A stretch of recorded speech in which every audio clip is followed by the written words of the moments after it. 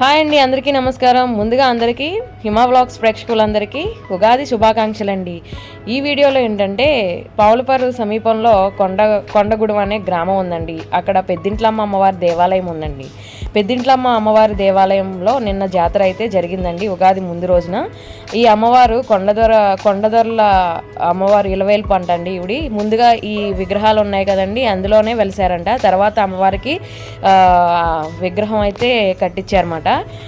ఆలయం అంతా కూడా చాలా బాగుంది. చుట్టూ కొబ్బరి తోటలు, అలాగే ఒక కాలువ కూడా ఉందండి. 13 సంవత్సరాలకైతే జాతర అయితే చేశారంటండి. ఈ అమ్మవారు ఎంతో మహిమగల అమ్మవారటండి.